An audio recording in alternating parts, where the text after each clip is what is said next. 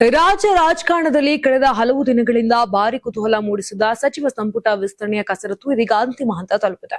High command ಜೊತೆಗಿನ ಸುದೀರ್ಘ ಸಮಾಲೋಚನೆ ಬಳಿಕ ನೂತನ ಸಚಿವರ ಸೇರ್ಪಡೆಗೆ ಅಂತಿಮ ಒಪ್ಪಿಗೆ ದೊರೆತಿದ್ದು, ಇಂದು ಸಂಜೆ ರಾಜಭವನದ ಲೋಕಭವನದಲ್ಲಿ ಪ್ರಮಾಣ ವಚನ ಸ್ವೀಕಾರ ಸಮಾರಂಭ ನಡೆಯಲಿದೆ.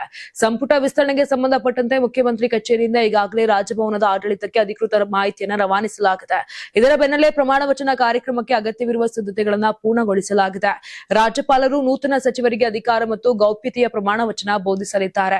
ಸಚಿವ ಸ್ಥಾನಕ್ಕಾಗಿ ಹಲವು ಶಾಸಕರು ಮತ್ತು ನಾಯಕರು ತೀವ್ರ ಪೈಪೋಟಿ ನಡೆಸಿದ ಹಿನ್ನೆಲೆ ಯಾರಿಗೆ ಅವಕಾಶ ಸಿಗಲಿದೆ ಎಂಬ ಕುತೂಹಲ ರಾಜಕಾರಣದಲ್ಲಿ ದಿನದಿಂದ ದಿನಕ್ಕೆ ಹೆಚ್ಚಾಗಿತ್ತು.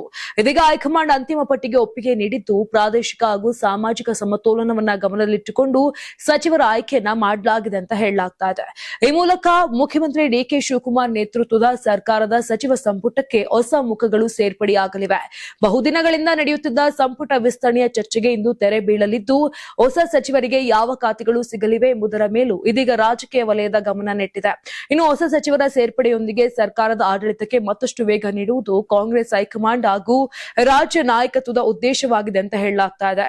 ಹೀಗಾಗಿ ಇಂದು ಸಂಜೆ ರಾಜಭವನದಲ್ಲಿ ನಡೆಯಲಿರುವ ಪ್ರಮಾಣ ವಚನ ಕಾರ್ಯಕ್ರಮ ರಾಜ್ಯ ರಾಜಕಾರಣದಲ್ಲಿ ಮಹತ್ವದ ಬೆಳವಣಿಗೆಯಾಗಲಿದೆ.